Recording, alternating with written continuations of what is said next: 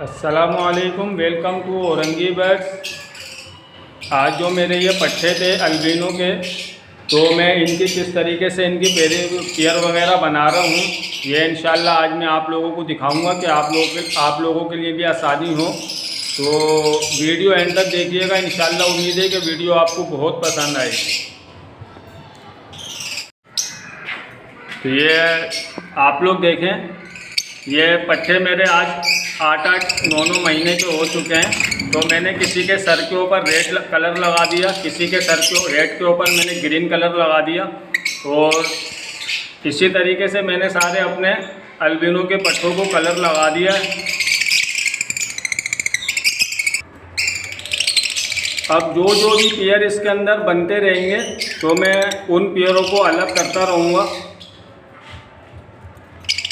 ये तकरीबन सब अडल्ट हो चुके हैं, 9 महीने के हो चुके हैं तकरीबन ये मेरे अल्बिनो।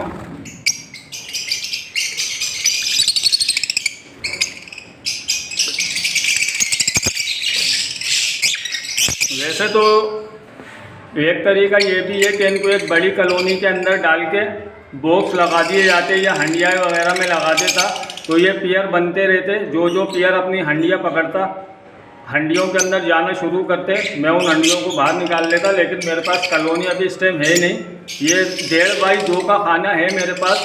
ये पिंजरे मैंने आर्डर पे बनवाए थे बहुत पहले। तो इसी एक खाने के अंदर मैंने 4 अपने अल्बिनो छोड़ दिए कलर लगा के। किसी के सर के ऊपर लगाया, किसी के सीने के ऊपर, किसी के गाल के ऊपर, किसी की कमर के ऊपर।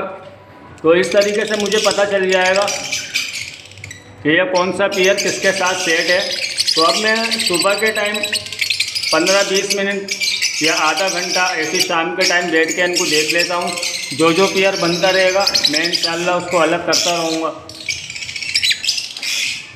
तो मैंने सोचा ये चीज़ मैं आप लोगों से भी शेयर कर लूँ कि जो भाई वगैरह अपने पेयर के लिए परेशान हो बनाने में, तो उनके लिए भी ज़रा आसानी हो जाए।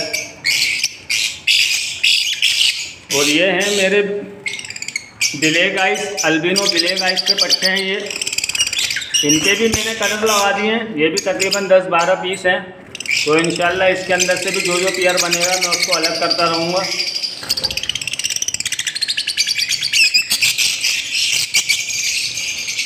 पहले मैंने डीएनए भी करवाया था, अपने सारे जोड़ों का मैंने डीएनए करवाया था, लेकिन चिकन पॉक्स की वजह से मेरा काफ़ी माल जो ना वो एक्सपायर हो गया। तो वो डीएनए वगैरह भी सब बेकार हो गए, और तकरीबन एक डीएनए के 600, 700, 800 रुपये गए थे। तकरीबन 24-25 हज़ार रुपये का मैंने डीएनए करवाया था। तो इस बार तो मेरी पोजीशन ऐसी नहीं थी कि मैं डीएनए करवा पाता। तो फिर मैंने यही तरकीब सोची कि यार इनको कलर लगा के सबको 4 पीस को एक खाने के अंदर छोड़ देता हूँ, एक केज के अंदर। जो इंशाल्लाह इनके पेयर बनते रहेंगे मैं उनको अलग करता रहूँगा। क्रीमनो वगैरह भी है मेरे पास।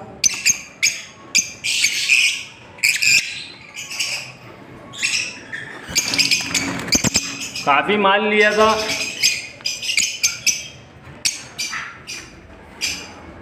लेकिन बस चिकन पॉक्स की वजह से काफ़ी माल मेरा एक्सपायर हो गया।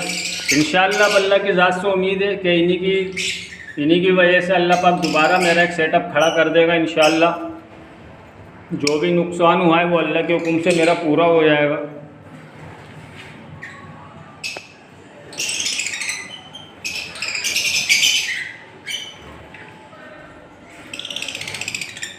तो ये फिशर के भी कुछ जोड़े मैंने लिए थे, ये भी तकरीबन आज 8 महीने के हो गए। पोस्टिंग के लिए मैंने ये लिए थे, तो ये भी तैयार हैं। अब इंशाल्लाह मैं एक कॉलोनी भी बनवा लूँगा बड़ी, और उसमें इनको छोड़ दूँगा। फिर जैसे इनका पेयर बनता रहेगा इनको भी अलग करता रहूँगा। ये मेरे स्पिरिट के जोड़े हैं, ये तकरीबन अभी 5-5 महीने के हैं। तकरीबन अभी ये 4 महीने 5 महीने और लेंगे अडल्ट होने में। तो इनके जोड़े बनाने में भी तो तकरीबन अभी 4-5 महीने बाकी हैं। लेकिन इंशाल्लाह ये जितना भी माल मेरा पड़ा हुआ है ये सब रेडी हो चुका है, रेडी टू ब्रीड है।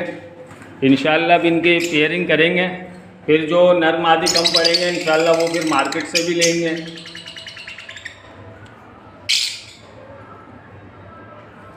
ये लोटिनो पिछड़ी हैं, ये भी माशाल्लाह से ये भी 9 महीने के होगा। ये सारा माल मैंने इकट्ठा लिया था। तो यही तरीका एक मुझे अच्छा लगा कि मैं इस तरीके से इनकी पेयरिंग वगैरह मुकम्मल कर लूँ अपने इन जोड़ों की, तो इसमें ख़र्चा भी नहीं आएगा और इंशाल्लाह मेरा काम भी पूरा हो जाएगा।